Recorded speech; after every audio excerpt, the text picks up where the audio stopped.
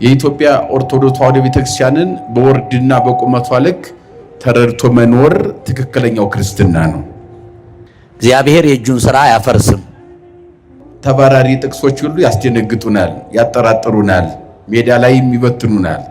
ባጭሩ ታቦትም እንደማያስፈልግ የቃና ዘገሊላ በዓልም አሁን እዚህ ላይ እንደተዘረዘረው ትክክል እንዳልሆነ ነው ያስቀመጠ። እያለፉ ነው። አዲስ ትውልድ እየተፈጠረ ነው።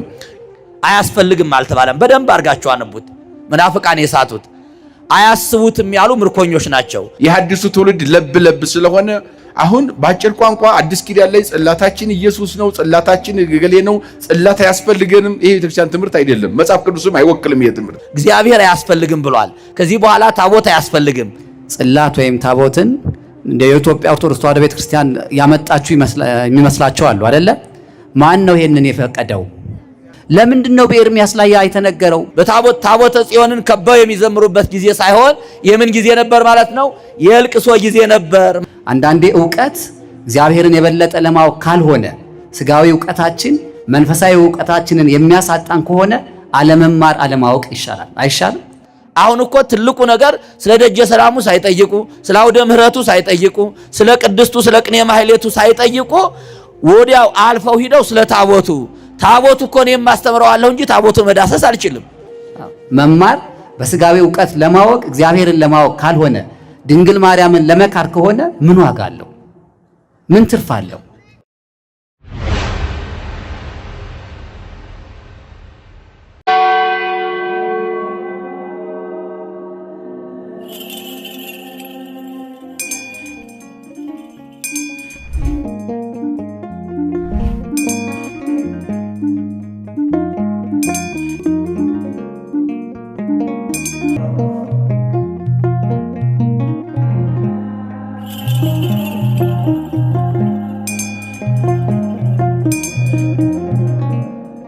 ከአራተኛ ክፍል ጀምሮ አብረን የተማርነው አሁን ዩኒቨርሲቲ ገብተን የሶስተኛ ዓመት የሜካኒካል ኢንጂነሪንግ ተማሪዎች ነን።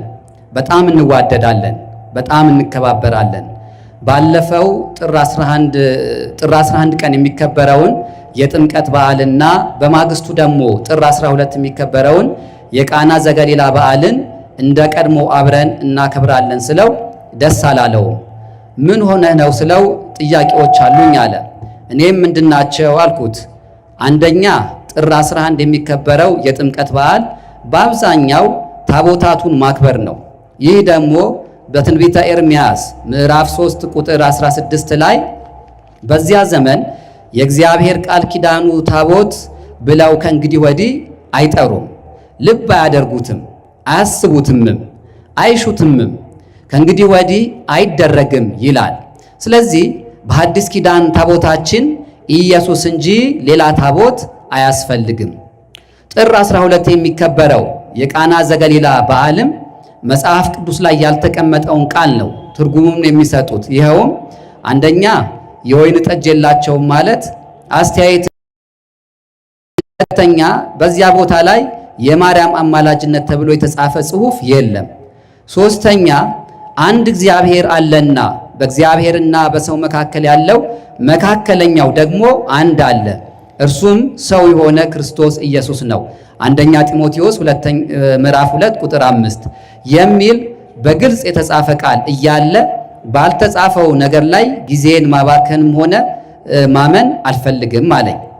እኔም በጣም ደነገጥኩ፣ ለማመን ከበደኝ። አንዳንድ ነገሮች አንስቼ ለማስረዳት ብሞክርም ሊቀበለኝ ፈቃደኛ አልሆነም። እኔም አሁን ይህን ጥያቄ ያቀረብኩት የመምህራኑን መልስ በቪዲዮ አስቀርቼ ወስጄ ላሰማው ስላሰብኩ ነው። ስለዚህ ጥያቄ እንዳይቀር አቅርቡልኝ አደራ ይላል ጥያቄያችን። ያው ወቅታዊ ነው። እንግዲህ ጓደኛሞች ናቸው እንደሰማችሁት። ከአራተኛ ክፍል ጀምሮ እስከ ዩኒቨርሲቲ ድረስ አብረው የቆዩ በጣም የሚዋደዱ እንደሆነ እዚህ ላይ ተገልጿል። ይህንን ሁሉ ረጅም ዓመት አብረው ሲቆዩ በአንድ እምነት በአንዲት ቤተክርስቲያን ጥላ ስር ነበሩ። ነገር ግን ዘንድሮ ነው ይህን ጥያቄ እንደተለመደው የጥምቀት በዓልና የቃና ዘገሊላን በዓል አብረን እናከብራለን ብሎ ሲለው ልጁ ደስተኛ አልሆነም። ምን ሆነሃል ሲለው ነው እንግዲህ ይህን ጥያቄ ያስከተለው። ባጭሩ ታቦትም እንደማያስፈልግ የቃና ዘገሊላ በዓልም አሁን እዚህ ላይ እንደተዘረዘረው ትክክል እንዳልሆነ ነው ያስቀመጠውና መምህራን ለዚህ ምን መልስ ይሰጣሉ የሚለውን ነው። በቀጥታ የመጀመሪያውን መልስ የሚሰጡን ሊቀ ሊቃውንት ይሆናሉ ማለት ነው። አመሰግናለሁ።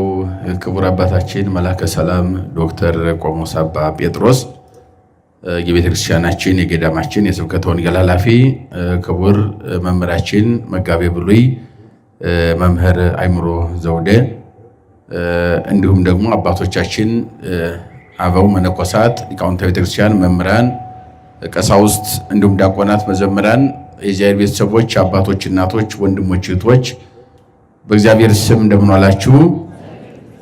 እንግዲህ ያው ጥያቄውን ሰምታችኋል። ተደራራቢ ጥያቄዎች ናቸው። በተቻለ መጠን ለየት አድርገን ለመመለስ እንሞክራለን። እግዚአብሔር ምስጢሩን ይግለጥልን። እንግዲህ ያው በመጀመሪያ ደረጃ ያው የታቦት ጉዳይ ነው መሰለኝ የተነሳው። ከዚያ ከታቦት እንነሳና መሰረታዊ ነገሩ አሁን እንደዚህ በትውልዱ ላይ እየተነሱ ያሉ ጥያቄዎች ትውልዱን ግራ እያጋቡ ያለው ነገር ወይ በደንብ በስለን እምነቱን አናቀውም ወይም በደንብ አላዋቂም አይደለንም። እንደው ለብ መካከል ላይ ሆነን ትልቁ ፈተና የሆነብን ያ ነው። የኢትዮጵያ ኦርቶዶክስ ተዋሕዶ ቤተክርስቲያንን በወርድና በቁመቷ ልክ ተረድቶ መኖር ትክክለኛው ክርስትና ነው። ከዚያ ውጭ ግን ተባራሪ ጥቅሶች ሁሉ ያስደነግጡናል፣ ያጠራጥሩናል፣ ሜዳ ላይ ይበትኑናል እና ቤተክርስቲያኗን በደንብ ማወቅ ያስፈልጋል። ቤተክርስቲያኗ እያንዳንዱ ነገር እስከ ጥጉ ነው የምተረጉመው። የኛ ቤተክርስቲያን ዝም ብሎ መጽሐፍ ቅዱስ ጥቅስ ጠቅሶ ይሄ ጥቅስ ስላለ ይሄ አያስፈልገኝም ማለት አትችልም። እንደዚህ አይነት አስተምሮ የላትም። አንድ ጥቅስ የሚፈልገውን ነገር ሰው ነጥቆ ወስዶ ያንን አንጠልጥሎ ይሄ ብቻ በቂ ነው ከዚህ ውጪ ያልተጻፈ አልቀበልም የሚለው እሱ ዝም ብሎ ለብ የሆነ የኑሮ ዘይቤ የእምነቱን ልክና መጠን በደንብ አለመረዳትን ነው የሚያሳየው ማለት ነው። በመጀመሪያ በመሰረተ ነገሩ መጽሐፍ ቅዱስን ስንመለከተው በብሉይ ኪዳን የመጀመሪያው ጽላት የተሰጠው ለሙሴ እንደሆነ ይታወቃል። ጥቅስ ካስፈለገ ኦሪት ዘጸአት ምዕራፍ 31ን ማየት ነው። የተጀመረው በምዕራፍ 31 ላይ ነው። በተራራው ላይ ሙሴ ወደ ተራራው ወጣ፣ 40 መዓልት 40 ሌሊት በዚያ ጾመ። 40 መዓልት 40 ሌሊት ጾሙን ከጨረሰ በኋላ ሶስት መሰረታዊ ነገሮች ለሙሴ እንደተሰጡ ይታወቃል። ጾመ ሙሴ አርገ ሙሴ ውስተ ደብረ ኮሬብ ወበህየ ጾመ 40 መዓልተ ወ40 ሌሊት። ወደ ተራራው ወጣ፣ ወደ ኮሬብ ተራራ። ሙሴ በዚህ 40 መዓልት 40 ሌሊት ጾመ። ወውሃቦ ጽላተ ዘሕግ፣ ሕግ ያለበት ጽላትን ወይም የሕግ ጽላትን ሰጠው።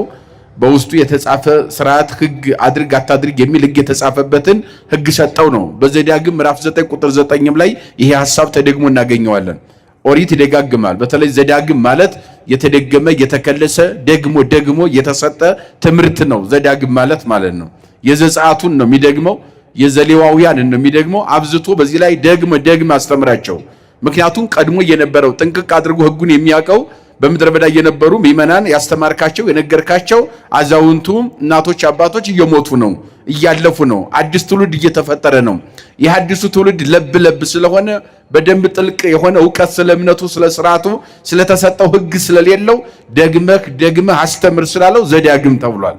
ስለዚህ ዘዳግም ላይም ይሄው ተጠቅሷል ማለት ነው። እንግዲህ ሙሴ ከሰጠው በኋላ ወደ ታች ወደ ህዝቡ 40 ቀን በኋላ ወደ ህዝቡ ጽላቱን ይዞ በሚወርድበት ጊዜ ህዝቡ ጣዖት እያመለኩ አሮንን አስገድደው ጣዖት አምልከው ነበርና ጣዖቱን ሲያይ ወረወረው ጣዖቱ ላይ፣ ጣዖቱም ተሰበረ፣ ጽላቱም ተሰበረ ይላል መጽሐፍ ቅዱስ 32 ላይ። በዚያው ስትቀጥሉ ተሰበረበት። ከተሰበረበት በኋላ ጽላቱ ሲሰበርበት አለቀሰ ወደ እግዚአብሔር። የሰጠኝ ጽላቱ ተሰብሯል አለ። ሁለት ጽላት ሰጠኝ ነበረ፣ እሱም ተሰብሯል አለ። ሊቃውንት አባቶቻችን በትርጓሜያቸው ዛሬ ከካህን እጅ መስቀል ጽንሃ ነጥቆ ወድቆ እንደሚሰበር እንደዚያ ተሰበረበት ይላል። ሙሴ ወደ እግዚአብሔር ሲያመለክት እግዚአብሔርም ደግሞ ለሙሴ ቀርከመ ቀዳሚያት እንደ ቀድሞ አድርገህ ስራና ወደ ላይ ይዘውና አለው። ኦሪት ዘጸአት ምዕራፍ 34 እና 33 ላይ ስንሄድ በተለይ 33 ላይ እንደ ቀድሞ አድርገህ ስራና ጽላቱን መልሰህ ይዘውና ወደ ተራራው ውጣ አንተ ስራ ነው ያለው። ፈቅዷል እግዚአብሔር።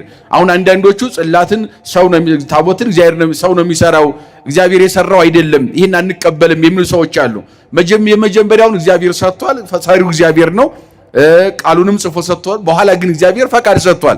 ተሰበረብኝ ያለው ከተሰበረ መልሰህ ስራው አንተ ስራውና መልሰህ ወደኔ ያንጣው ቃሉን ግን እኔ ጽፍልሃለሁ አለው። ቃሉን እግዚአብሔር ጻፈለት። ሙሴ ግን ታቦቱን ወይም ጽላቱን ሰርቶ ወደ እግዚአብሔር ሄዷል ማለት ነው። ስለዚህ በዚህ አማካኝነት ከሙሴ ጀምሮ ቀጥሏል። በዚህ በኦሪት ዘጸአት ምዕራፍ 35 ላይ ስትሄዱ ደግሞ እንዳልኳቸው ከ31 ጀምሮ እስከ 40 ድረስ ቀጥታ 40 ምዕራፍ ያለው ዘጸአት ደረጃ በደረጃ የጽላትን ጉዳይ የሚተነትን ነው። ጽላትን ብቻ አይደለም ደብተራ ኦሪትንም ይተነትናል።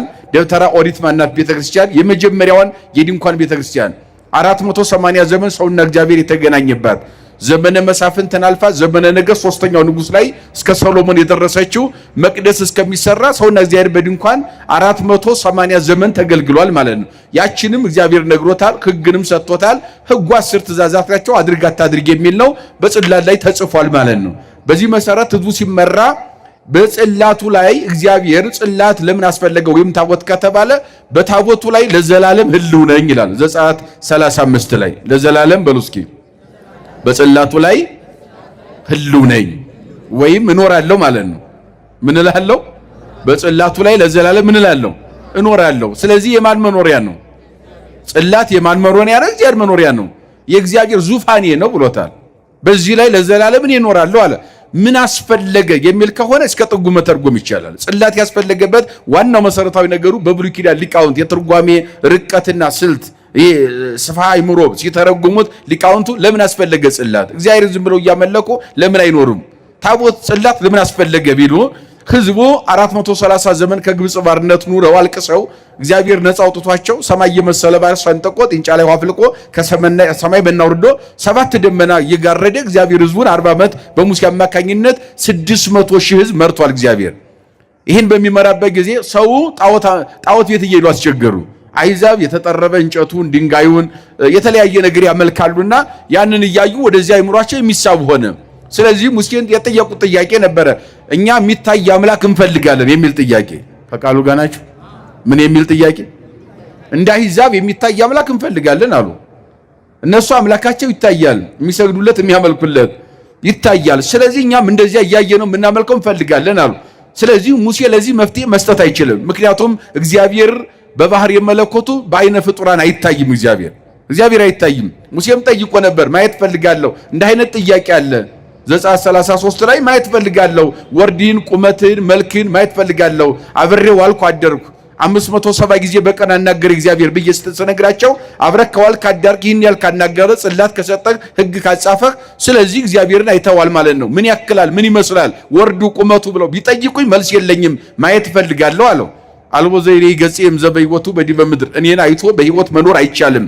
መጠነ ህጠተ ሰናፔ ብለውታ መተርጉማኑ የሰናፍጭ ቅንጣት ያክል እኔን ራሴን ብገልጽ በምድር ላይ አንተም ፍጥረት በሙሉ ይጠፋል፣ እኔን ማየት አይቻልም ማለት ግን በኋላ ታየኛለህ ብሎ አዲስ ኪዳን ላይ ደብረ ኮሬብ ሳይሆን ደብረ ታቦር ላይ እንደሚታይ በስጋ ማርያም ሲገለጥ ከ1500 ዓመት በኋላ ቀጠሮ ሰጥቶት ነበርና ደብረ ታቦር ላይ ለሙሴ የተገለጠ እያለ የምንናገረው ቀጠሮን አክብሮ እግዚአብሔር ስለጠራው ነው። በአካለ ነፍስ አስገኝቶታል። ስለዚህ ሙሴ ምን አለ? እንደዚያው ከሆነ እንግዲያውስ አንተ ማትታይ ካልሆነ መታየት ካልቻልክ አንተን ካላየው ማየት የማልችል ከሆነ ወይም ፍጡራን ማየት ካልቻሉ ህዝቡም ካላየን እያሉ ስለሆነ የምናመልከውን አምላክ ምን ብዬ መልስ ልስጥ አለ። ችግር የለውም ጾም ጸልይ ያለው 40 መዓልት 40 ሌሊት ጾመ። በዚህ ላይ ለዘላለም ህልው ነው ይበላቸው፣ በዚህ ይኖራለው በጽላቱ ላይ ብሎ የሚታይ ህግ ሰጣቸው ማለት ነው። አንዱ የእግዚአብሔርን እንዳዩት አድርገው አይምሯቸው ማረፊያ ይሆን ዘንድ ለህዝቡ የተሰጠ የጥያቄ መልስ ነው። ጽላት ምንድነው? የምን መልስ ነው? የጥያቄ መልስ ነው። በዚህ ላይ እንደምኖር አምናችሁ ምን በሉኝ? አምልኩኝ እኔ እግዚአብሔር በዚህ ላይ እንደምገለጥ ሁልጊዜ በዚህ ላይ ዙፋኔ እንደሆነ የአምልኮቴ መገለጫ እንደሆነ አምናችሁ እግዚአብሔር በዚህ ላይ ይገለጥልናል ብላችሁ አምናችሁ በሚታይ ነገር በዚህ እንዲያመልኩ ይፈልጋል ብሎ እግዚአብሔር ነው የሰጠው ለሙሴ። ዋናው ታቦት ያስፈለገበት ጽላት ያስፈለገበት ምክንያት ይሄ ነው ብለው የብሉይ ኪዳን እዚያ በኋላ ቤተ ጣዖት ቀሩ፣ አይዛብ ጋር መገናኘት አቆሙ። እግዚአብሔርን ብቻ በዚህ ላይ ለዘላለም እግዚአብሔር ይገለጣል ብሎ ሰጥቶናል ብለው በጽላቱ እግዚአብሔርን እንደሚገለጥላቸው አምኖ ማገልገል ጀመሩ። እግዚአብሔርም ደግሞ እነ ሙሴ እግዚአብሔርን ሲያመሰግኑ በዚያ በጽላቱ ላይ ሆኖ በክብር ይገለጥላቸው ነበር። ማለትም በተለያየ ራእይ እየተገለጠ ያናግራቸው ነበር። እግዚአብሔር ምን ይላቸው ነበር? አዎ ወደዚያ ሌዋውያኑም ሲገቡ ወደፊት ኦሪት ዘሌዋውያን ነው ዘሌዋውያን የሚጀምረው። እስከዚያ ድረስ ሌዋዊ ሳይኖር ሙሴ እንደ ሌዋዊም ሆኖ ይመራ ነበር፣ እንደ ካህንም እንደ መስፍንም ሆኖ ዙሮ የእግዚአብሔር መልእክት እያመጣ የሕዝቡን ጥያቄ ወደዚያ እየወሰደ ወይም እያገናኘ ይመራ ነበርና በዚያ በመገናኛው ድንኳኖች በጽላቱ መካከል እግዚአብሔር ድምጽ ያሰማቸው ነበረ። የምሕረት ድምጽ መንገድ እንዴት እንደሚሄዱ ምን ሰዓት መጓዝ እንዳለባቸው ደብተራ ኦሪት ድንኳኑ የት መትከል እንዳለባቸው ድንኳኑን ተክለው ሕጉን ማንበብ እንዳለባቸው ሕዝቡ ሕጉን ማወቅና መማር እንዳለባቸው አቅጣጫ መንገድ እንዳይስቱ አምልኮተ እግዚአብሔር ውጪ እንዳይሆኑ መንገድ እንዲያሳያቸው በዚያ በጽላቱና በጽላቱ መካከል ሆኖ እግዚአብሔር ለሙሴ እየተገለጠ ያናግረው ነበር። ለምን ቢባል ጽላቱ የማን ዙፋን ስለሆነ የእግዚአብሔር ዙፋን መገለጫ ስለሆነ ማለት ነው። ምክንያቱ ይሄ ነው ማለት ነው። ከዚያን ጊዜ ጀምሮ ቀጥሏል ጽላት። እንግዲህ አሁን ወደ አዲስ ኪዳን ነው ነገሩ። አዲስ ኪዳን ላይ ሲመጣ ይሄ የመናፍቃን እንትን ስለሆነ ሁሉ ጊዜ የሚያነሱት የተለመደ ጥያቄ ነው። አሁን በአጭር ቋንቋ አዲስ ኪዳን ላይ ጽላታችን ኢየሱስ ነው፣ ጽላታችን ገሌ ነው፣ ጽላት አያስፈልገንም፣ ይሄ ቤተክርስቲያን ትምህርት አይደለም። መጽሐፍ ቅዱስም አይወክልም። ይሄ ትምህርት እውነቱን ለመናገር ማለት ነው የሚል የለም። አዲስ ኪዳን ላይ ጽላት አያስፈልግም ኢየሱስ ነው ጽላታችሁ ብሎ አልተጻፈም። አሁን በጠቀሱት ጥቅስ ላይ ኤርሚያስንም ስንመለከተው ቅድመ ልደተ ክርስቶስ 620 ዓመት ዓለም ላይ የነበረ ነብይ ነው ኢሳይያስ። ከኢሳይያስ ቀጥሎ ኤርሚያስ፣ ከኢሳይያስ ቀጥሎ ኢሳይያስ 700 ዓመት ነው። 620 እስከ 660 ዓመት ዓለም ላይ የነበረ ነብይ ኤርሚያስ ነው። በዚህ ዘመን ላይ አንድ በዘመን ሂደት የመጣ ትልቅ ለእስራኤላውያን ፈተና የሆነ ክስተት ተፈጥሮ ነበረ። ያም 70 ዘመን በባዕድ እጅ ወይም በአሕዛብ እጅ እንደሚኖሩ በእግዚአብሔር አማካኝነት ተነግሮት ለኤርሚያስ አብሮ ተማርኮ 70 ዘመን ወርዷል። አሁን እዚህ ላይ መጽሐፍ ቅዱስ ቅድም እንዲያልኳችሁ በጥቅስና በገጸ ንባብ ይህን አማርኛውን ብቻ አንብበን በደንብ ልንረዳው አንችልም። ጠለቅ ብሎ መጥቆና ረቆ ሂዶ መጠየቅና መማር መመራመር ያስፈልገዋል። እንኳን መጽሐፍ ቅዱስ ሰማያዊ ሕገ መንግሥት መለኮታዊ መመሪያ የሆነው መጽሐፍ ቅዱስ አይደለም ቀርቶ ምድራዊ ሕግ እንኳን ሰዎች ተስማምተው ያረቀቁት ሕግ እንኳን ውስጠ ደንብ እንኳን ጥናት ያስፈልገዋል። ርቆ መሄድ ይጠይቃል። መመራመር ያስፈልጋል። ግራና ቀኙን ማየት ያስፈልጋል። ለምን ኤርሚያስ ይሄንን ጽላቱን ከዚህ በኋላ አይፈልጉትም፣ ታቦቱን አይጠቀሙበትም፣ አለ ብለው ማያስቡትም ብሎ ኤርሚያስ ለምን ተናገረ ከማለታችን በፊት በኤርሚያስ ዘመን ይህንን የሚያስብል ምን ተፈጥሮ ነበር የሚለውን መጽሐፍ ቅዱስ ሐሳብ መረዳት ያስፈልጋል። ሩጦ ጥቅስ ላይ ከሄድን ገደል መግባት ነው። እየሰማችሁኝ ነው? ጥቅሱን ብቻ ከያዝ ነው ምን ማለት ነው? ገደል መግባት ነው። ዕውቀትም ሃይማኖትም ሊሆን አይችልም። ስለዚህ ለምን ነበረ ወደዚህ ሐሳብ ይሄ ሐሳብ የተጻፈበት ዓላማው ምን ነበረ? ኤርሚያስ የተናገረው ለምን ነበረ የሚለውን 70 ዘመን ይማረካሉ ሕዝብ በድለውኛል አለ እግዚአብሔር። ስለዚህ ቅጣቱን 70 ዓመት ሙሉ ፋርስ ባቢሎን ይወርዳሉ፣ በአሕዛብ ምድር ይኖራሉ። የሚያዩት የቃል ኪዳኑ ታቦት ከነሱ ይለያል። በርኩሰታቸው ምክንያት ከዚህ ከታቦቱ ጋር አብረው እንዲኖሩ አልፈቅድም አለ እግዚአብሔር። በአንጻሩ እንደገና የዕጣኑ መዓዛ ይናፍቃቸዋል፣ መቅደሱ ይፈርሳል አለ። ጽላት ብቻ አይደለም የተቀበረው፣ መቅደስ ፈርሷል። መጻሕፍት ሁሉ ተቃጥለዋል። የሙሴ መጻሕፍት በአጠቃላይ ተቃጥለዋል። መጽሐፍ የለም እዚያ ዘመን ላይ። ምክንያቱም ከሙሴ ጀምሮ ወደ በዕዝራ ሱቱኤል እንደተጠቀሰው ወደ 24 የብሉይ ኪዳን መጻሕፍት ነበሩ ከሙሴ እስከ ኤርሚያስ የነበሩ እነኛ ሁሉ በሙሉ ተቃጥለው መቅደሱ ሙሉ በሙሉ ፈርሶ ከዚያ በኋላ ንዋየ ቅድሳቱ ሁሉ ማጣያተው በመንፈቀ ሌሊት ተማርከው እስራኤል ሲወርዱ እግዚአብሔር ለኤርሚያስ ተገለጠነትና የቃል ኪዳኑን ታቦት ንዋየ ቅድሳቱን ማዕጠንተ ወርቁን አልባሳቱን ሁሉ በአንድ ላይ አድርገህ አወፍያ ለምድር አደራ ስጣት። አወፍዮ ለፀሐይ ይላል ቅዱስ ያሬድ በድጓው ላይ። እነሆ ለምድር አደራ ስጣት። በዚህ በኅዳር ጽዮን ድጓው ላይ እንደው አወፍዮ ለፀሐይ ይላል። ፀሐይ ምድር ፀሐይ ብሎ ይተረጉማልና ለምድር ስጣት ማለት ምድር ውስጥ ቅበረው ብሎታል። ንዋየ ቅዱሳቱን በሙሉ ጽላቱን ታቦቱን ጨምሮ ቅበረው ለምድር አደራ ስጣት አለው። ቀበረ ይላል። ቀብሮት ሄደ። እዚያ በኋላ አያስቡትም። ስለዚህ አሁን ከዚህ በኋላ አይጠቀሙበትም የሚለው ሐሳብ ለ70 ዘመን እንጂ ለዚህ ዘመን አይደለም የተነገረው። 70 ዘመን ሙሉ ከዚህ በኋላ ስለዚህ የሚያስቡበት ሰዓት የለም። ምክንያቱም ጣዖት በሚመለክበት ምድር በአሕዛብ ምድር ይኖራሉ ብሎ ነገረው። ለምድር አደራ ሰጣት። በዕዝራ ሱቱኤል ላይ ምዕራፍ 12 11 ላይ እንደተገለጠው ሊቃውንት አባቶቻችን ምዕራፍ 9ም ላይ ገልጸውታል። ተማርከው ሲሄዱ ለምድር አደራ ሰጣት ማለት ምድርን ቆፈረና ይህንን እግዚአብሔር አደራ ስጥ ብሎኛል ብሎ ጽላቱንም ንዋየ ቅድሳቱን ሁሉ ቀብሮት ሄዱ፣ ተሰደዱ ይላል። ከ70 ዘመን በኋላ ተመልሰው ሲመጡ በዕዝራ ላይ እንደተገለጠው ምድርን አንጭ የተሰጠሽን አደራ ሲላት አደራዋን አውጥታ ሰጥታለች ይላል። ጽላት ቀጥሏል ማለት ነው። ታቦት ቀጥሏል ማለት ነው። እና ጫፍ ይዘው ስለሚሄዱ ነው እንጂ ኤርሚያስ ለዘላለም አላል። እግዚአብሔር ግን ታቦቱ ጽላቱ ለዘላለም መኖሪያዬ ነው ያለው እንጂ ለብሉይ ኪዳን ለሐዲስ ኪዳን የሚል ነገር የለውም። እየሰማችሁኝ ነው? ለምን የሚል የለም? ለብሉይ ኪዳን ብቻ የሚል እስቲ መጽሐፍ ቅዱስ ይጥቀሱ። ማንንም ይጥቀስ። ከየት ይመጣል? የለም። ለዘላለም እልም ነው። ይሄ ዙፋኔ ነው፣ ለዘላለም የምመለክበት የአምልኮቴ መገለጫ ነው ብሎ መጽሐፍ ቅዱስ አስቀምጦ ለአዲስ ኪዳን አይሰራም፣ ለብሉይ ኪዳን አይሰራም። ወሳኙ ማን ነው? እግዚአብሔር ብቻ ነው በዚህ ጉዳይ ላይ ሊወስን የሚችለው። ደግሞም በአንጻሩ መጽሐፍ ቅዱስንም በደንብ መረዳት ሲባል ብሉይ ኪዳንን የኢትዮጵያ ኦርቶዶክስ ተዋሕዶ ቤተክርስቲያን የምትጠቀመው በሶስት አይነት መንገድ ታስተናግደዋለች ብሉይ ኪዳንን። ሌላው ተንጠልጥሎ ዝም ብሎ አዲስ ኪዳን ላይ የሚዘፍን ዓለም ነው ያለው። ዝም ብሎ መሰረት የሌለው ቤት ማህፀን ሳይኖር መቼም ጽንስ የለም። መጀመሪያ ስለ ጽንስ ለማውራት ምን ያስፈልጋል? ኧረ ንገሩኝ፣ ምን ያስፈልጋል? ማህፀን ያስፈልጋል። ብሉይ ኪዳን ሳታወራ አዲስ ኪዳን ምን ታወራለህ? ብሉይ ሳትል እኮ አዲስ የሚል ቋንቋ ራሱ የለም፣ አይስማማም ቋንቋው ራሱ። ለምን ሲባል ብሉይ ኪዳን ምንድነው ከተባለ መሰረት ነው፣ ጽንስ ነው። አዲስ ኪዳን ደግሞ ሊቃውንት ምን አሉ? አዲስ ኪዳን ጽንስ ነው፣ ብሉይ ኪዳን ማህፀን ነው አሉ። ብሉይ ኪዳን ጥላ ነው አሉ። ቀድሞ የሚመጣ ማለት ነው ጥላ። ሰው ቤት ውስጥ ሆኖ ሰው ተቀምጦ ሳለ ከውጭ ሌላ ሰው ቢመጣ ቀድሞ የሚታየው አካሉ አይደለም፣ የሰውየው ምኑ ነው የሚታየው? ጥላው ነው። ከዚያ ቀጥሎ አካሉ ይታያል። ቀጥሎ ሰውየው ወደ ቤት ሲመጣ ብሉይ ኪዳን ቀድሞ መጣ። ዓለምን እያስተማረ እያጽናና ቆየ። ዓለም እየተጽናና ተስፋ መስቀል ተሰበከበት። ነገረ ድነት እንደሚገለጥ፣ የተዘጋ በር እንደሚከፈት፣ ጨለማ እንደሚወገድ፣ ክርስቶስ በለቢሰ ሥጋ አምላክ እንደሚገለጥ እየተነገረ 5500 ዘመን ቆየ። በዘመን ሂደት በነቢያት አበው ተነገረ። ያ ምን ተባለ? ጥላ ተባለ። ቀድሞ የመጣ ማለት ነው። አካሉ የተባለው አዲስ ኪዳን ነው። ክርስቶስ ከድንግል ሲወለድ ብሉይ ኪዳን ከአዲስ ተወለደ ማለት ነው። አዲስ ከብሉይ ኪዳን ተወልዶ ተገለጠ ማለት ነው። በኪደተ እግር ክርስቶስ ዓለምን ዙሮ እንዲያስተማረ ተገልጦ አምላክ ሰው ሆኖ እንደተገለጠ አዲስ ኪዳን ደግሞ በገሃድ ወረደ፣ ተወለደ፣ ዓለም ዳነ ብሎ ከብሉይ ኪዳን ተወልዶ አዲስ ኪዳን ተሰበከ ማለት ነው። ስለዚህ የኛ ቤተክርስቲያን ብሉይ ኪዳንን በሶስት አይነት መንገድ ታስተናግዳለች። በስንት አይነት? በስንት አይነት? ሌላው ዓለም ቅድም እንዲያልኳችሁ ነው። አዲስ ኪዳን ላይ ተንጠልጥሎ በአብዛኛው የሚጮኸው እንደዚያ ነው። ብሉይ ኪዳን አያስፈልግም አልፏል፣ እንደ ጥላ ነው፣ ጥላ ጧት ታይቶ ማታ እንደማይኖር እንደዚህ አልፏል፣ አዲስ ኪዳን ነው የሚሉት ሌሎቹ ማለት ነው። እነዚህ ሰዎች ናቸው አሁን ትውልዱን ግራ እያጋቡት ያሉት። እና ዋናው መሰረታዊ ነገሩ ግን የኛ ብሉይ ኪዳን አልፏል ብላ አታስተምርም ቤተክርስቲያኗ። ብሉይ ኪዳን ግን የተሻሻለ ሕግ እንዳለው፣ የተሻረ ያለፈ ሕግ እንዳለው፣ ምንም ሳይነካ የቀጠለ እንዳለው በሶስት አይነት መንገድ ታስተናግዳለች ቤተክርስቲያኗ። የኛ ቤተክርስቲያን በዚህ ልክ ነው። ይሄም ደግሞ መጽሐፍ ቅዱስ ነው፣ የኔ ፈጠራ አይደለም፣ የሰባኪ አይደለም። ወይም ሰባኪ እንዲመቸው አይደለም የሚሰበከው፣ የምናስተምረው ለዚህ አይደለም፣ ሰዎች እንዲቀበሉ ለማባበልም አይደለም።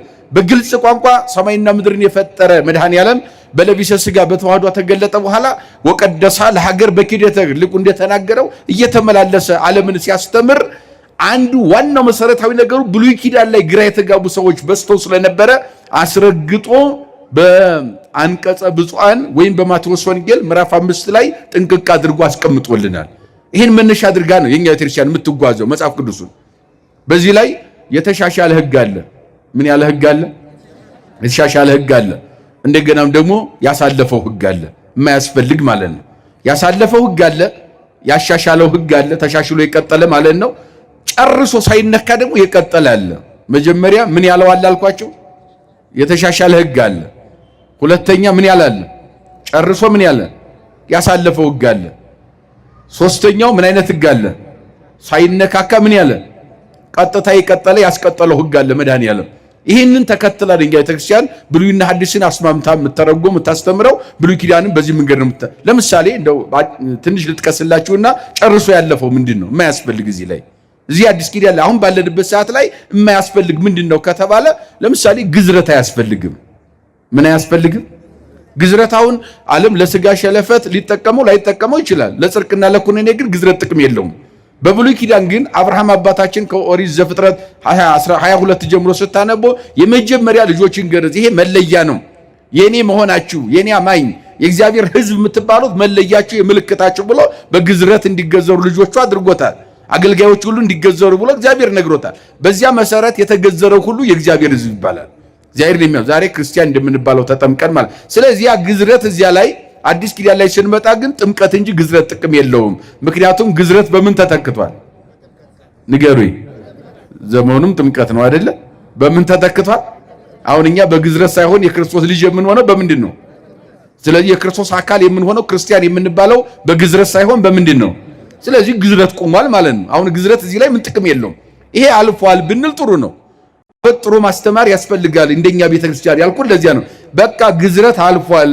ግዝረታችን በአዲስ ኪዳን የክርስቶስ የምንሆነው በጥምቀታችን ነው ብለን እንደዚህ አድርጎ ማስቀመጥ ይቻላል። እንዲህ አይነት ነገሮች። ሌላው ሁለተኛው የብሉይ ኪዳን መስዋዕት አልፏል። መስዋዕት አሁን በግም ፍየልም ላምም በሬም ጓለ ርግብ ይሄ ዋኖስ ይሄ ሁሉ አያስፈልግም። በኦሪት ዘሌዋውያን ምዕራፍ 1 ላይ የተጠቀሰው ማለት ነው። እነኚህ ሁሉ በብሉይ ኪዳን ሰዎች ከእግዚአብሔር ጋር ለመታረቅ ኃጢአታቸው ተወግዶላቸው የእግዚአብሔር ለመሆን እንደገናም ደግሞ የአራባን ቸነፈር የተለያየ መከራ እንዳይደርስባቸው ህመም እንዳይመጣባቸው የሚሰዉ መስዋዕቶች እነዚህ ጊዜያዊ ርቅ የሚያሰጡ እነኚህ ሁሉ ነበሩ። አሁን ሁሉ በግ አያስፈልግም። አማናዊ በግ ክርስቶስ መቅደሱ ገብቷል ማለት ነው። ስለዚህ አሁን የምንድነው አማናዊ መስዋዕት የዳነው አሁንም ስጋው ደም እየተቀበል የምንድነው በአማናዊ በግ በእግዚአብሔር በግ በማን ብቻ ነው? በኢየሱስ ክርስቶስ ብቻ ነው። ሌላ በግ አያስፈልገንም ማለት ነው። ሌላ በግ መቅደሳችን አይገባም ማለት ነው። የበግና የፍየል ስጋና ደም አያስፈልገንም። የክርስቶስ ስጋና ደም መቅደሱ ገብቷል። እኒሄ አልፏል። አሁን በግ አያስፈልገንም። በጋችን ክርስቶስ ነው የቀራንዮ በግ ብለን ይሄንን ታስተምራ ቤተክርስቲያን። እንደ አይነቶቹ ያለፉት ምንላቸው። ለዚህ ነው በቅዳሴያችን ላይ ባሪያቆስ ሲናገር አኮ ከመስዋዕቶሙ ለቀደምት አበው ዘበደመ በግ ወሐርጌ ወላይም አሳቱ ወቱ እንደ ቀድሞ አባቶቻችን መስዋዕት ያሁኑ መስዋዕታችን እንደ አባቶቻችን መስዋዕት አይደለም። በበግ በላም እንደዚያ የሚሰዋ አይደለም ማለት እሳት ነው አለ። እሳትነቱም ለማያምኑ ሳያምኑ ቢቀበሉ ፍርድ የሚያሰጥ እሳት ነው። እንደ አምነው ለሚቀበሉም ደግሞ ልባቸው ለቀና ደግሞ የህይወት እሳት ነው፣ ኃጢአትን ያቃጥላል፣ ለነሱ ህይወት ይሆናል ተብሎ ተነግሯል። ይሄንን ነግሮናል። ሌላው ደግሞ የተሻሻሉ ህጎች የምንላቸው ደግሞ አሁን ስለ ፍቅረ ቢጽና ፍቅረ እግዚአብሔር እነሱን አሻሽሏቸዋል። እንደገና ደግሞ ስለ መርገም አሻሽሏቸዋል። በቅሉ ጊዜያችን ላለመፍጀት የማቴዎስ ወንጌል ምዕራፍ 5ን ቤታቸው አንብቡት። ብሉይ ኪዳንን የቤተክርስቲያን የኛ ቤተክርስቲያን እንዴት ማስተናገድ በሶስት አይነት መንገድ እንዳለበት። ሌላው ያልተሻሩ የምንለው ለምሳሌ ትእዛዛተ ኦሪት አልተሻሩም። 10 ትእዛዛተ ኦሪትን ከነኚህ መካከል ይላል እንደውም እሱ ማቴዎስ ወንጌል ምዕራፍ 5 ከቁጥር 17 ጀምሮ እስከ መጨረሻው 48ኛው ቁጥር ድረስ ያለው በሙሉ የተሻሻለ ያቆመ ሳይነካካ ሳይሻሻል የቀጠለ ህጎችን በዝርዝር ያስቀምጣል። ይሄ ምዕራፍ ብቻ በቂያችን ነው። አዲስ ኪዳን ብሉይ ኪዳንን ከአዲስ ኪዳን ጋር እንዴት ማስተናገድ እንዳለብን ጨርሰው የቀጠሉ ስንል 10 ትእዛዛተ ኦሪትን ለምሳሌ ዘረዘራቸውና ከነኚህ መካከል አንዱን ጎደሎ አድርጎ የሚያስተምር ቢኖር እሱ በእግዚአብሔር መንግስት የጎደለ ጎደሎ ነው ይላል። እስኪ በሉ ከነኚህ መሉ እስኪ ከትእዛዛት አንዱን አጉድሎ የሚያስተምር በእግዚአብሔር መንግስት የጎደለ ነው። ስለዚህ አልተሻረም ማለት ነው። አያችሁ። ስለዚህ በአዲስ ኪዳን ላይ ስንመጣ ብሉይ ኪዳን ላይ ቀርቷል ጽላት ብሎ እዚህ ላይ በዚህ ውስጥ አካቶ ጽላት አያስፈልጋቸውም። አዲስ ኪዳን ጽላት እኔ ነኝ እኔም ብቻ ተከተሉ አላለም ክርስቶስ። ለዘላለም እልው ነው ባለው መሰረት ቀጥሏል። ከቀጠሉ ህግጋት መካከል አንዱ ምንድነው ሲባል ጽላት ነው። እንደቀጠለም ደግሞ ሐዋርያው ብርሃነ ዓለም ቅዱስ ጳውሎስ በሁለተኛ ቆሮንቶስ ሲያስቀምጠው በክብር ታቦትን አስቀምጦታል። ሁለተኛ ቆሮንቶስ ምዕራፍ 6 ቁጥር 16 እንደው 14 ጀምሮ ቁጥሩ ነው ለጠቅላላ ዕውቀት እንደነሱኛም ጥቅስ ብቻ ነጥቀን እንዳንሄድ 14 ቁጥር ጀምሮ ያለውን ተመልከቱት። ምን ይላል መሰላችሁ? እዚያ ላይ ሚመናንን በክርስቶስ የሚያምኑ ሚመናንን ከመናፍቃን ጋር ምን ከምን አልኳቸው? የሚያምኑ ሚመናንን እኛን ማለት ነው ከመናፍቃን ጋር አንድ ማድረግ አይቻልም። አያችሁ፣ ምን ማድረግ አይቻልም? የሚያምኑትን ከማያምኑት ጋር የክርስቶስ የሆኑ ክርስቲያኖችን ከመናፍቅ ጋር መደመር አንድ ማድረግ አይቻልም ይላል። አያችሁ፣ ጽላትን ከጣዖት ጋር ክርስቶስን ከቤልሆር ጋር ማን አንድ ያደርጋል ይላል። አያችሁ፣ ታቦትን ከምን ጋር ወይም ጽላትን ከምን ጋር? ከጣዖት ጋር ማን አንድ ያደርጋል? ክርስቶስንስ ከቤልሆር ከሰይጣን ጋር ማን አንድ ያደርገው ይላል። በደንብ አድርጎ ገልጾታል። አያችሁ ምን ያህል ክብር እንዳለው ታቦት። በሐዲስ ኪዳን ነው ይሄ የተሰበከው። ማን የሰበከው? ቅዱስ ጳውሎስ ነው። በዚህ በቆሮንቶስ የሚኖሩ በፍልስፍና ውስጥ በጣም በፈተና ፍልስፍና ውጧቸው መከራ ውስጥ ያሉ ሚመናንን ከዚህ ነፃ ለማውጣት በደንብ አድርጎ ሚመናንን ከመናፍቃን የተለዩ እንደሆነ አንድ ሊሆኑ እንደማይችሉ ታቦትም ደግሞ ከጣዖት ጋር አንድ ሊሆን እንደማይቻል በጭራሽ እንደማይገናኝ ታቦት የእግዚአብሔር ማደሪያ እንደሆነ ያኛው ግን ሰዎች እንደፈለጉ የሚያደርጉት እግዚአብሔር የማያውቀው የታቦት ተቃራኒ እንደሆነ ጣዖትን በደንብ ገልጿል።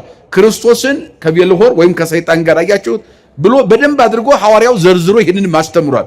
ስለዚህ አሁን ወደዚህም ስንመጣ የኤርሚያስም ቅድም እንዲያልኳቸው ለሰባ ዘመን የተሰበከ ሰባ ዘመን ገና ፊታቸው የመጣ የምርኮ የመከራ ዘመን ስላለ በዚያ ዘመን ውስጥ ቢፈልጉት እንኳን አያገኙትም፣ ሊጠቀሙበት አይችሉም። ስሙንም የሚጠሩበት የሚያስቡበት ጊዜ አይኖራቸውም ማለት በባዕድ ሀገር ተማርከው የሚኖሩበት ሰባ ዘመን አላቸውና ስለዚህ በዚህ እግዚአብሔር አለ በዚህ ላይ ብለው የሚያመልኩበት ጊዜ ከሰባ ዘመን በኋላ ሊሆን ይችላል እንጂ አሁን አይደለም የሚል ትርጓሜ ያለው ውስጡ ጥልቅ ትርጓሜ ያለው ነው በውስጡ ማለት ነው።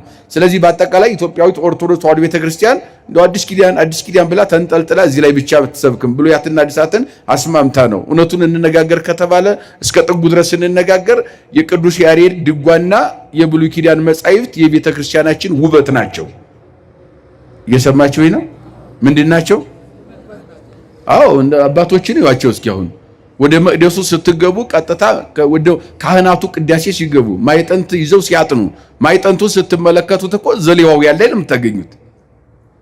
ማይጠንቱ ማይጠንተ ወርቁን ይዘው ፍሙን ጨምረውበት ዕጣን አድርገው ሲያጥኑ የጭሱ መዓዛ ከውጭ ገና ልባችን ስቦ ወደ መቅደስ ሲያስገባው አስቡት። እንደገናም ደግሞ ከላይ ያደረጉት ቀጸላቸው አክሊላቸው እንደገና የለበሱት በውስጥ የለበሱት ወጥ የሆነ ቀሚስ በዚያ ላይ ያደረገው ለምድ በግራና በቀኝ በትከሻና በትከሻቸው የሚወርደው ዘርፉ ይሄ እኮ ጥንቅቅ ብሎ ያለው እኮ ኦሪት ዘሌዋውያን ላይ ነው። ብሉይ ኪዳን ውበት ነው፣ የቤተክርስቲያን ውበት ነው። ለይቶ ያለፈው ያልፋል ቅድም እንዳልነው፣ ይሄ ግን አላለፈም ተሻሽሎ ቀጥሏል። ይሄ ደግሞ አልተነካም ቀጥሏል ብላ ጥንቅቅ አድርጋ የምታስተምር ቤተክርስቲያናችን ናት። እንግዲህ ያው ሊቃውንቱ ስለሚጨምሩበት እኔ እዚህ ላይ ይብቃኝ። አሁን ሁለት ነገር ብቻ በደንብ እንድትይዙ ፈልጋለሁ። አንደኛ አሁን መምህር እንዳሉን እኛ ብዙ ጊዜ ጽላት ወይም ታቦትን እንደ የኢትዮጵያ ኦርቶዶክስ ተዋሕዶ ቤተክርስቲያን ያመጣችሁ የሚመስላቸው አሉ አይደለ? ማን ነው ይሄንን የፈቀደው? እስቲ ሁላችሁም ተናገሩ። ለማን? በቃ ይህችን ያዙ። ስለዚህ ይሄ በፈጠራ እንዲህ የመጣ ነገር አይደለም፣ እግዚአብሔር የፈቀደው ነው። እግዚአብሔር የፈቀደው መቃወም እግዚአብሔርን መቃወም ነው። እችን አንድ ያዙ። ሁለተኛ መጽሐፍ ቅዱስ ላይ የተጻፈውን ጥቅስ ደረቁን ቃል ብቻ ይዞ መሄድ ምን ይከታል ነው የተባለው? ገደል ይከታል። ስለዚህ ምን ያስፈልገዋል? አስተማሪ፣ አሁን እንዳሁኑ ምስጢሩን ገልጾ የሚናገር ማለት ነው። እንዴ አንዲት ሴት አርግዛ ልትወልድ በጭንቅ ሳለች ምን ያስፈልጋታል? እናቶች አዋላጅ ያስፈልጋታል። ስለዚህ ያረገዘውን የሚያዋልድ ከዛ በኋላ ዘር ቃሉን እንደዚህ ተንትኖ የሚያስረዳ ያስፈልጋል። እና አንድ ጥቅስ ሲሰጧችሁ እንዳትደናገጡ፣ ያ የሚብራራ ነው፣ ምስጢር ያለው ነው። ለምንድን ነው በኤርሚያስ ላይ የተነገረው? በወቅቱ የተነገረው ነው። አስረዱ መምህር። ስለዚህ እችን በደንብ ጠንቅቃችሁ እንድትይዙ ነው። እንግዲህ ክቡር ሊቀ ሊቃውንት በሚገባ በንባብ በትርጓሜ በምስጢር በሚገባ አስረድተውናል። እንደ ሁለት ነገር ጨምሬ ለመድ የጎደለ ሐሳብ ኑሮ ሳይሆን እንደ ማሳሰቢያ እንድትይዙ ነው። እግዚአብሔር በእጆቹ ሁለት ነገሮችን ሰርቷል። እግዚአብሔር የእጁን ሥራ አያፈርስም። ኦሪት ዘፍጥረት ምዕራፍ 2 ቁጥር 7 ላይ ስታነቡ እግዚአብሔር የሰውን ልጅ ከመሬት አፈር ሰራው ይላል። መዝሙረኛው ዳዊት ደግሞ እጆች ሰሩኝ ይላል።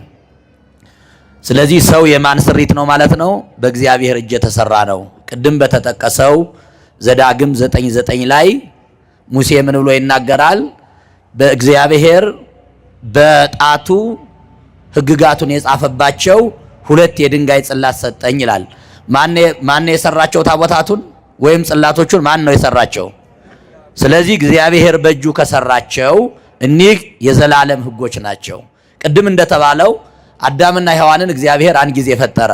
አዳምን ከመሬት ሔዋንን ከአዳም ጎን ፈጠረ። ከዚያ በኋላ አዳምና ሔዋንን እግዚአብሔር ሲፈጥር ነው የኖረው ነው ወይ? እንዴት ነው ከዚያ በኋላ ትውልድ የቀጠለው? ብዙ ተባዙ ምድርን ሙሉ አለና ሴትና ወንድ ካረጋቸው በኋላ እየቀጠሉ እንዲሄዱ ነው ያደረገው። ለሙሴ የቃል ኪዳኑን ታቦት ሰጠው። ከሰጠው በኋላ ምን አደረገው? ከተሰበረበት በኋላ እንደቀደም አድርገህ እየሰራህ እሱ ሲሰራ እግዚአብሔር ቃሉን እየጻፈ የቃል ኪዳኑ ታቦት ቀጣይ እንደሆነ በሐዲስ ኪዳን ቅዱስ ጳውሎስም እንዳስተማረው ቅድም እንደተጠቀሰው በዚህ አይነት አግባብ ስለሆነ በተደጋጋሚ የሚነሳ ጥያቄ ስለሆነ የዚህ ጥያቄ ማያዳግም መልስ ስለሰጡ በጣም መልካም ነው። ሌላው ማስመር የምፈልግበት ትንቢተ ኤርምያስ ምዕራፍ 3 ቁጥር 16 ላይ ያለው ኃይለ ቃል አያስፈልግም አልተባለም። በደንብ አድርጋችሁ አነቡት። መናፍቃን የሳቱት አያስቡትም ያሉ ምርኮኞች ናቸው። እግዚአብሔር አያስፈልግም ብሏል። ከዚህ በኋላ ታቦት አያስፈልግም አይቀጥልም ሳይሆን የተባለው ሰዎቹ በበሽታ በምርኮ በኃጢአት ምቹ ባልሆነ ሁኔታ ላይ ስላሉ አያስቡትም፣ ጊዜ የላቸውም። አንድ ጸሎት ማይጸልይ ክርስቲያን አለ። ጸሎት አያስፈልግም ይባላል እንዴ? ቤተ ክርስቲያን ባይመጣ ክርስቲያን አለ። ቤተ ክርስቲያን አያስፈልግም ይባላል እንዴ? ሆስፒታል ማይሄድ በሽተኛ አለ። ሆስፒታል አያስፈልግም ይባላል እንዴ? ሆስፒታል እገሌ አይሄድም ማለት አልታመመም ማለት ነው፣ ወይም አያስፈልገውም ማለት ነው እንጂ ሆስፒታል አያስፈልግም ማለት አይደለም። ቃሉ በትክክል እንደተባለው መዝሙር 136 ቁጥር 1 ደግሞ ይሄን ያስተረጉማል። ዘምሩ አላቸው እስራኤላውያንን። በባዕድ ሀገር እንዴት እንዘምራለን? ማሲንቆቻችን አጠቃላይ መንፈሳዊ መሳሪያዎቻችን ጥለናል ብለው እኮ ተናግረዋል። በባቢሎን ወንዞች ሳለን ጽዮንን ባሰብናት ጊዜ የቃል ኪዳኑን ታቦት ባሰብን ጊዜ በኢየሩሳሌም የምናደርገውን መንፈሳዊ ስርዓት ባሰብን ጊዜ አለቀስን ነበሩ። የአምልኮት ጊዜ ታቦተ ጽዮንን ከበው የሚዘምሩበት ጊዜ ሳይሆን የምን ጊዜ ነበር ማለት ነው? የእልቅሶ ጊዜ ነበር ማለት እንጂ ዘምሩ ሲባሉ ታቦተ ጽዮን ሳትኖር ከበሮው ሳይኖር በባዕድ ምድር፣ የባዕድ ምድር ማለት ጣዖት ባለበት ቦታ ላይ እንዴት እንዘምራለን ብለዋል። ስለዚህ በዚህ ሐሳብ መረዳት ይቻላል። ሶስተኛውና መጨረሻው ሐሳቤ ለልጁ ቪዲዮውን ወስጄ ለማሳየት ነው ብሏል ጓደኛው። በተልእኮ እንኳን በተልእኮ ትምህርት መጥቶም ምነበገባው አሁን እኮ ትልቁ ነገር ስለ ደጀ ሰላሙ ሳይጠይቁ፣ ስለ አውደ ምሕረቱ ሳይጠይቁ፣ ስለ ቅድስቱ ስለ ቅኔ ማህሌቱ ሳይጠይቁ ወዲያው አልፈው ሂደው ስለ ታቦቱ እኮ እኔም ማስተምረዋለሁ እንጂ ታቦቱን መዳሰስ አልችልም፣ ማየትም አልችልም። ለምን? ካህን ብቻ ነው የሚያየው።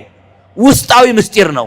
ታቦቱን ለማወቅ ስለ ታቦቱ መረዳት አስቀድሞ በቅደም ተከተል መማር ስለሚገባው ወንድሜ ይህን መልእክት የምታደርስለት አሁን ለሕዝብ የምንሰጠው ጥያቄ ራሱን የቻለ ነው፣ ብዙ ሰው ስላለ።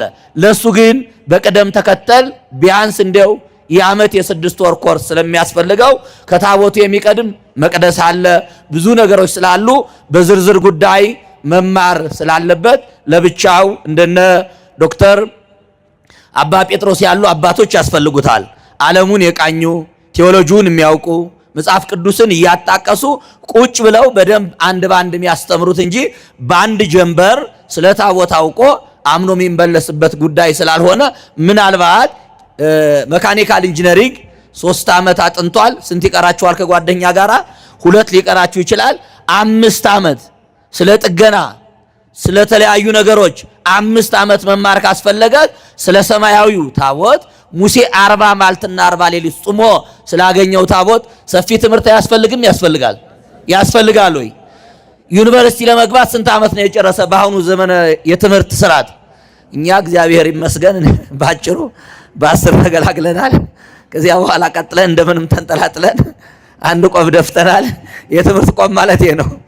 አሁን ያው እንግዲህ ኑሮና ትምህርት እየረዘመ ሄዷል። እግዚአብሔር ሁለቱንም እግዚአብሔር ያስማማው እመቤቴን እና 12 ዓመት ተምረህ ዩኒቨርሲቲ ለመግባት ካስፈለገ በስጋ ይህን ስላይጡ ስለ ጉርጡ ስለ ምድራዊ ነገር ለማወቅ ይህን ያህል ከደከም ስለ ሰማያዊ ምስጢር መድከም ብቻ ሳይሆን ብቃትም ብቻ ሳይሆን መንፈሳዊነትም ብቻ ሳይሆን የእግዚአብሔር ኃይል እርዳታ ያስፈልግንና በዚህ አይነት ልክና መልክ እንዲረዳ ማሳሰቢያ እንድሰጥልኝ ለማለት ነው።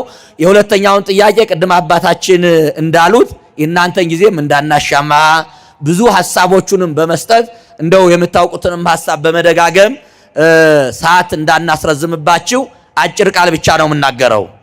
የቃና ገሊላ ሰርግ ቤት ስለከበደና ስላበበች ስለ 2 ተጋቢዎች ብቻ የተጻፈ አይደለም። ዘርፈ ብዙ መንፈሳዊ ምስጢር መንፈሳዊ ትርጉም ያለው ከምድራዊ ጋብቻችን ከምድራዊ ሙሽርነታችን እስከ ሰማያዊ ሙሽርነታችን ድረስ መንግሥተ ሰማያት ገብተን ነጭ ልብስ ለብሰን በደብረ ጽዮን ከበጉ ጋራ ቁመን እስከምናመሰግን ድረስ ጥንቅቅ ያለ ምስጢራትን የያዘ ነው። መነሻው ቃና ገሊላ፣ የመጀመሪያው በምድር ያለው መድረሻው ቀራንዮ፣ ከቀራንዮ ቀጥሎ ደግሞ እስከ መንግሥተ ሰማያት የሚደርስ እጅግ ብዙ ምስጢር ያለው ሰርግ ነው። ወአመሳልስት ዕለት ከብካብ ኮነ በቃና ዘገሊላ፣ በሶስተኛው ቀን በቃና ገሊላ ሰርግ ተደረገ። የመጀመሪያው ቀን የተባለ ብሉይ ኪዳን ማን ነው? ሕገ ልቡና ሕግ ሳይሰራ ለሙሴ ቃል ኪዳን ታቦት ሳይሰጠው ሙሴ ከእግዚአብሔር ጋር ሳይነጋገር የነበረው ሕገ ልቡና ይባላል። አንድ ብላችሁ ያዙልኝ። ሁለተኛው ሕገ ኦሪት ነው። ለሙሴ እግዚአብሔር ሕግ ከሰጠበት ጊዜ ጀምሮ ራሱ እግዚአብሔር መጥቶ ሕግጋትን ላጸናቸው መጣሁ እንጂ አልሽራቸውም ብሎ የሻራቸውን ሽሮ ያስቀጠላቸውን አስቀጥሎ ያጸደቃቸውን እስከሚያጸድቅበት ጊዜ ድረስ ሕገ ሙሴ ዘመነ ኦሪት ይባላል። ያ ሁለት ይባላል። በሶስተኛው ቀን ማለት ሰርግ ተደረገ ማለት አዲስ ኪዳን በሙሉ ሰርግ ተብሎ ይጠራል። ምን ተብሎ ይጠራል? ሰርግ ማለት ምን ማለት ነው? ረሃብ የሌለበት ነጭ የምንለብስበት የደስታ ቀን ማለት ነው። የእርቅ ዘመን፣ የሰላም ዘመን፣ የመብላት የመጠጣት የመታረቅ አንድ የመሆን ዘመን። የሙሽሪትና የሙሽራው ዘመዶች በሰርግ ቤት የሚበላለ የሚጠጣለ ጨዋታ አለ፣ ዝማሬ አለ። በጣም የሰርግ ቤቱ በራሱ ያምራል። እመቤታችንም የሰርግ ቤት ተብላ ተጠርታለች። በዚህ አይነት አግባብ የሐዲስ ኪዳንን ምስጢር የያዘ ስለሆነ አንድ ሰርግ ብቻ እንዳታደርጉት። መነሻው የእኛን ጋብቻ መባረክ ነው። በገነት ጀምሮት የነበረውን ያስጀመረውን ጋብቻ እግዚአብሔር በረድኤት ያስጀመረውን በሐዲስ ኪዳን በአካል ተገኝቶ አስቀጥሎታል።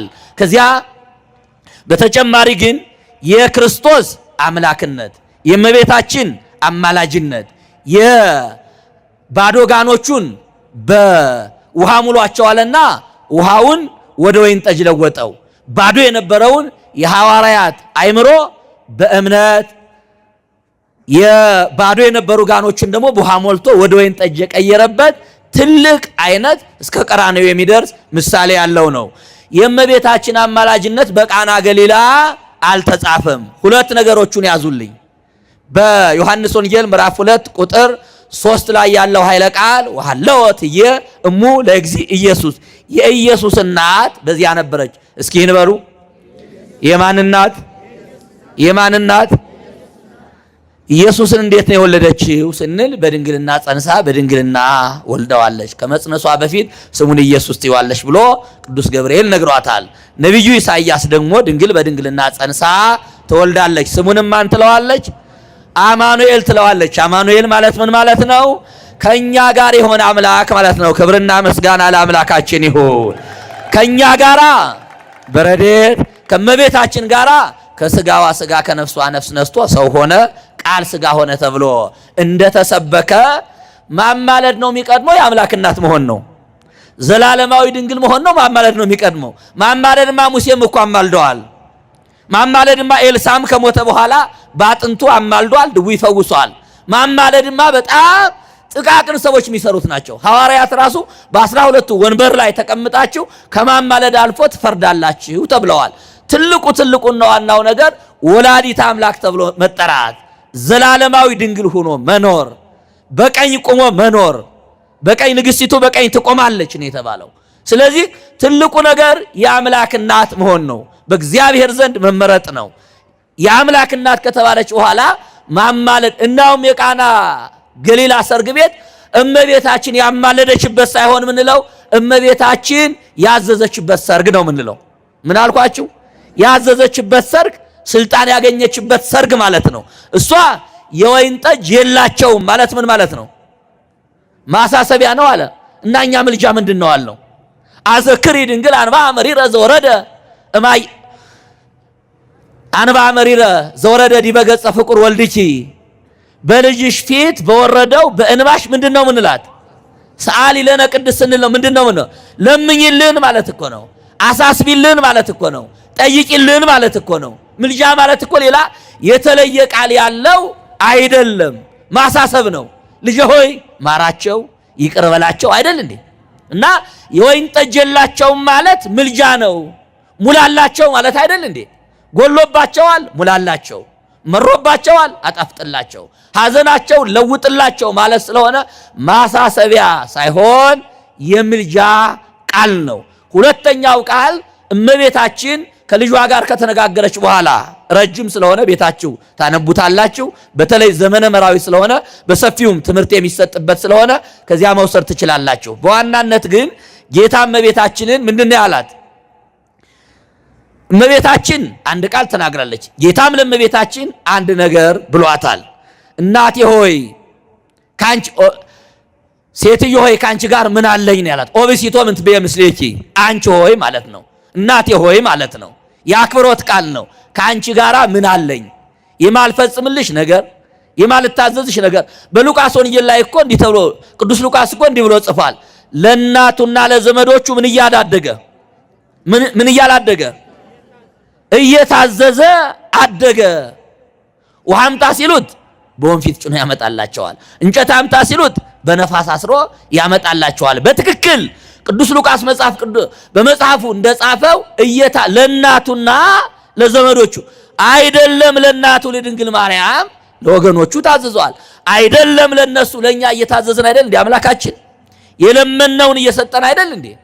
እናት አባትን አክብር ብሎ ለሙሴ ሕግ የሰጠ እግዚአብሔር የሙሴን ሕግ ደግሞ በሐዲስ ኪዳን ወርዶ ተወልዶ የተረጎመ አምላክ ቃሉን አልሻረም አይሽርም። ስለዚህ እመቤታችን እሺ ብሏታል፣ ተግባብተዋል። የመግባባታቸው ውጤት ምንድነው ካላችሁኝ፣ እመቤታችን ከዚህ በኋላ ኩሎ ዘይቤለክሙ ግበሩ የሚላችሁን ምን በሉ አለቻቸው? ምን በሉ አለቻቸው? የመጀመሪያዋ ወንጌላዊት፣ የመጀመሪያው የሐዲስ ኪዳን ሰባኪ እግዚአብሔር የሚላችሁን አድርጉ። የሐዲስ ኪዳን ትምህርት በሙሉ ማን የሚላችሁን አድርጉ ነው የሚለው። ማን የሚላችሁን አድርጉ ነው የሚለው። እግዚአብሔር የሚለንን ባደረግ ቁጥር ደግሞ የሚጎልብን አንድም ነገር የለ። በሐዲስ ኪዳን ሁለት ትምህርት ነው ያለው። አንደኛው እግዚአብሔር የሚለንን ማድረግ መልካም መንገድ፣ የብርሃን መንገድ። ሁለተኛው ዲያብሎስ የሚለንን እንዳናደርግ መጠንቀቅ። ዲያብሎስ የሚላቸውን ያደረጉ ሰዎች አዳምና ሔዋን ቅጠል በልተው ከገነት ወጥተው በራሳቸው ላይ በእኛ ላይ ያመጡትን ፍዳ ታውቃላችሁ። እግዚአብሔር ያላቸውን ተው ማለት ነው። ስለዚህ እሱ የሚላችሁን ስሙ ነው ያለቻቸው፣ አስተማረቻቸው። አሁን የሰርጉ ባለስልጣን ማናት? ማናት? እሱ የሚላችሁን አድርጉ ማለት አዛዥ ሆነች፣ አሳላፊ ሆነች ማለት እኮ ነው። ባለቤት ሆነች ማለት ነው። እንዲያውም ሰርጉ ባለቤት አልነበረውም። የመጀመሪያው ዶኪማስ ነበረ። የሁለተኛው ሰርግ ለጣፋጩ ወይን፣ ለማያልቀው ወይን፣ ሁሉንም ላስጎመጀው ወይን ጢሟን ከረሊቀ ምርፋቅ አሳላፊው ቀምሶ ወየው ብሎ ላደነቀው ወይን፣ ለጣፋጩ ወይን እስካሁን ይሆን ተደብቆ የት ነበር ለተባለው ወይን አዛዥ አሳላፊ ማናት ማለት ነው? እመቤታችን ናት። እመቤታችን አስቀድማ ባታማልድ ኑሮ፣ ባታስተምር ኑሮ፣ ባትናገር ኑሮ ቃና ገሊላ ላይ የጎደለው የወይን ጠጅ ነው። ውሃ አምጡ ሲላቸው እሺ ይሉ ነበር እንዴ? እሺ ይሉ ነበር ወይ? ማን ግን እመቤታችን ልጅ የሚላችሁን ቀድማ ምን አለች? ሰበከች። አመጡ። ጋኖቹን ውሃ ሞሏቸው። ጋኖቹን ደግሞ መድኃኔ ዓለም ክርስቶስ የእመቤታችን ድርሻ ማማለድ ነው አይደል እንዴ? ማስተማር ነው። ተናገረች። ከዚያ በኋላ ሰዎቹ የድርሻቸውን አመጣው ውሃውን ጋን ሞሉ። መለወጥ የማን ነው? መለወጥ የማን ነው? መንግስተ ሰማያትን ማውረስ የማን ነው? የእግዚአብሔር ነው። እመቤታችንስ መርታ ወደ ልጇ መንግስት ማስገባት፣ ልጅ ሆይ ወደ መንግስት አስገባቸው ብላ ማሳሰብ፣ ማማለድ፣ ማስተማር የሷ ስለሆነ እመቤታችን የመጀመሪያው የአምላክ እናት ናት። ሁለተኛው አማልዳለች። ሶስተኛው አስተምራለች። አራተኛው የሰርጉ ባለቤት የጣፋጩ ወይን ባለቤት እመቤታችን ስለሆነች በልጇ በወዳጇ ሞገስ አግኝታለች። ስለዚህ በቃና ገሊላ ሰርግ ቤት ቅድም እንዳልኩት ያ ምስጢሩ የመንግስተ ሰማያት ምስጢር የቤተ ክርስቲያን ምስጢር እንዳለ ሆኖ የእመቤታችን እናትነት ድርሻ፣ አማላጅነት በነገረ ድህነት ክርስቶስ ዓለምን ለማዳን እመቤታችን በምክንያትነት መሳተፏን ወይም የእመቤታችን ታዛዥነት፣ እሽባይነት የሚታይበት ስለሆነ ሰፊ ምስጢር የያዘ ስለሆነ በዚህ አይነት አግባብ ወንድማችን ወይም ደግሞ ሌሎቹ ጥያቄ የሚያነሱ ወገኖቻችን ሊረዱት ይገባል። የመጨረሻው ማሳሰቢያዬ የመንግስተ ሰማያት ምሳሌ ነው ብያቸዋለሁ። በሰርጉ ቤት ክርስቶስ አለ፣ እመቤታችን አለች። ሐዋርያት አሉ። ከዚያ በኋላ የሰርጉ ታዳሚዎች አሉ። በሰርጉ ቦታ ላይ ደግሞ ምን አለ ብያቸዋለሁ? ጋኖች አሉ፣ ውሃዎች አሉ። ጋኖቹን ውሃ ሙሏቸው ማለት በውሃ ሂዱና አሕዛብን ሁሉ በአብ በወልድ በመንፈስ ቅዱስም እያጠመቃችሁ ደቀ መዛሙርት አድርጓቸው። የሚጠመቁት ደግሞ በውሃ ነው። በውሃ ከተጠመቁት በኋላ የወይን ጠጅ አደረገው ማለት ደግሞ በመጨረሻ ላይ በቀራንዮ ደግሞ ሥጋዬንና ደሜን እሰጣችኋለሁ ብሎ ያስተማረው ሰፊ ትምህርት ያለበት ስለሆነ በዚህ አግባብ መረዳት ይገባል። ይበቃናል። ምእመናን በደንብ አሁን መምህራችን ግልጽ አድርገውን ያስቀመጡልን። ቅድም ሊቀ ሊቃውንት ምን አሉ? ደግመህ አስተምራቸው ብሎ ሲል ማን ተባለን ያሉት? ኦሪት ዘዳግም። አሁን እኛም ደግመን መምህሬው እንድትጨብጡ ነው በደንብ አንድ ምስጢር ብዙ ጊዜ የምንጠየቀው ጥያቄ ስለሆነ ነው። በተለይም ይሄ ጥያቄው የሶስተኛ ዓመት መካኒካል ተማሪ ኢንጂነሪንግ ተማሪ የሆነው በስጋዊው የመካኒክ ዕውቀት እያገኘ እየጨመረ ሲሄድ በመንፈሳዊው ግን እየላላ እየደከመ እየወደቀ እየሄደ ነው። ቅድም መምህር እንደተናገሩት የሚደንቅ ነው።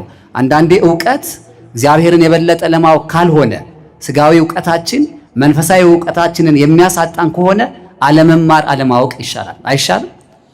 መማር በስጋዊ ዕውቀት ለማወቅ እግዚአብሔርን ለማወቅ ካልሆነ ድንግል ማርያምን ለመካር ከሆነ ምን ዋጋ አለው? ምን ትርፍ አለው? ለዚህ እኮ ነው ሰው ዓለሙን ሁሉ ቢያተርፍ በነፍሱ ከተጎዳ ምን ይሆናል ነው የተባለው? ምን ይረባዋል? ምን ይጠቅመዋል? ስለዚህ ይሄም በደንብ እንድንጨብጥ ነው ደጋግመው የነገሩን መምህር። እኛ እመቤታችን በቃና ዘገሊላ ተገኝታ ያንን ባዶ የሆነውን የጎደለውን የዶኪማስን ሀፍረት የለወጠች ናት። ያለቀውን ወይን በእመቤታችን አማላጅነት ምን ይሆናል? ውሃ የሆነው ምን ሆኗል? ወይን ሆኗል። በቃ ስለዚህ ይሄኛ እኮ በቂ ነው። ሌላ ምንም አንፈልግም። ዛሬም የጎደለብን ብዙ ነገር አለ። ማምላክ ወላዲተ አምላክ ታሟላልን። አዎ ያልጣፈጠ ጣዕም የሌለው ነገር ሊኖር ይችላል። በትዳር ጉዳይ፣ በቤት ጉዳይ፣ በስራ ጉዳይ፣ በጤንነት ጉዳይ፣ በልጅ ጉዳይ፣ በኑሮ ውጣ ውረድ፣ በኢኮኖሚ ብዙ ጉድለቶች አሉ። እያንዳንዳችን የለንም? ይሄንን ሁሉ የምታሟላልን ማናት? ኧረ በደም ስሟን ጥሩ። በቃ አዎ እመቤታችን። ስለዚህ ለእመቤታችን ይገባል፣ በደንብ እልልታ ይገባታል። በእውነት የሥጋ ጉዳይ አይደለም፣ የነፍሳችንንም ነገር ድህነት የምታሰጠን ስለሆነች ከልጇ ከወዳጇ ማልዳ የምታሰጠን ስለሆነች አፋችንን ሞልተን በልባችን አምነን የምንናገርላት እናታችን ስለሆነች እንግዲህ ይሄንን ትምህርት እኔ አሁን አልደግምም። መምህራችን በሚገባ ነው አብራርተው አመስጥረው ያስተማሩን። በድጋሜ ለመምህራችን ቃለ ሕይወት ያሰማልን።